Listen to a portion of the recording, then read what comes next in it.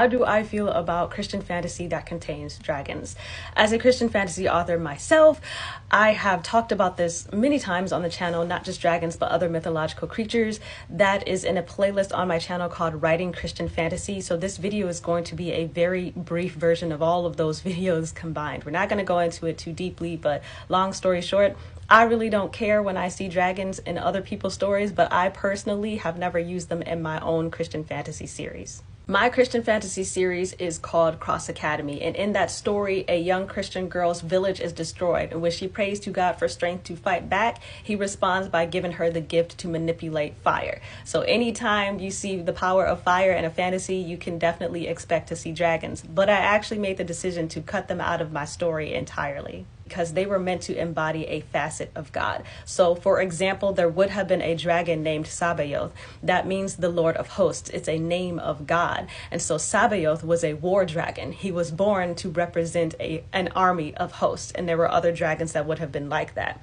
I cut them out of the story because I did decide to do some mythological research behind the origins of dragons. And when I found out that some believe dragons were just a metaphor for the devil because of Leviathan in the book of Job, who many believe is a metaphor for the devil, I was not comfortable using a dragon to represent God when it could in fact represent the devil. That was a personal decision for me. So I cut them out and actually prayed to God about it, and he inspired me with the idea to make up a creature entirely.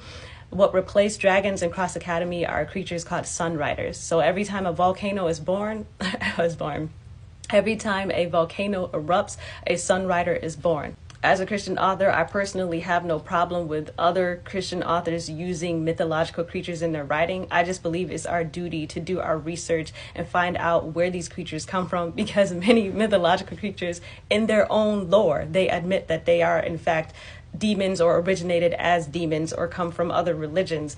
And so you never want to portray something as good that is in fact evil. But like I said earlier, I've talked about this many times in other videos. If you want a more in-depth look, you can definitely check out my playlist called Writing Christian Fantasy. But thank you for asking this question, and thank you guys for watching this video.